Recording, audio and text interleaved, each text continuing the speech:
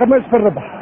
صحيح الربح ما يجيبش الحقيقة، لكن في الربح ثم حقيقة، وحقيقة ربح الملعب التونسي البارح أنه فريق بإمكانه لو تتوفر له عدة عوامل باش يكون أحسن برشا من اللي هو عليه توا.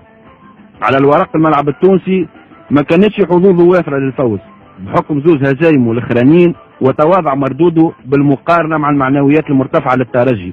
وإذا زدنا على ذلك خروج أخطر مهاجم في الفريق جمال الإمام بعد 5 دقائق من بداية اللقاء، فإن المهمة نتاعه ولات صعيبة وصعيبة ياسر. حسيت بتمزق في الموسم نتاعي صار لديه. الملعب التونسي إذا أكد أن الكرة ما فيهاش منطق، وأظهر اليوم وجه مغاير تماما لوجهه في المقابلات السابقة، وخاصة من ناحية انضباطه التكتيكي فوق الميدان. محاصرة فردية لكل عناصر الترجي، مش المهاجمين فقط بل حتى لاعبي الوسط كما خالد بدرة والشيحي والفقيه والظهيرين الشافعي وبرخيصة.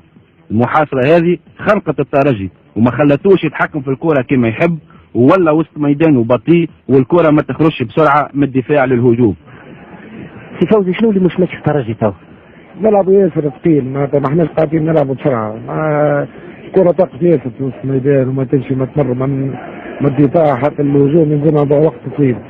هذا البطء خلى الترجي ما ينجمش يخلق الخطر كان بواسطة الكرات الثابتة، مثل هالمخالفة اللي نفذها علي بن ناجي والهادي برخيصة بالراس وكورته تلمس العارضة. في المقابل اعتمدوا زملاء فجيرة السهل الممتنع في لعبهم، وبلمسة واحدة كانت الكرة تدور كما يلزم بين الملاعبية، مع عكس الهجومات كل ما توفرت الفرصة. وهذا ما أثمر هدف في دقيقة 34 بواسطة السعداوي بعد مجهود فردي من بن شريفة. باهي بالنسبه طرح مازال ما زلنا صح ساكر طرح مازال نكمل تو ما كونسونطري للميطون الملعب تبع فرحان شيء طبيعي هذا شي يظهر لك ملعب ان شاء الله ينجم يوصل ان شاء الله بخط ربي يكمل علاش ليه. في الشوط الثاني خذا الحمروني مكان عثمانة وخلق الحمروني بفضل مجهوداته الفردية مثل هالتمريرة البدرة، لكن الحارس الحدوسي في مناسبة أولى والدفاع في مناسبة ثانية أبعدوا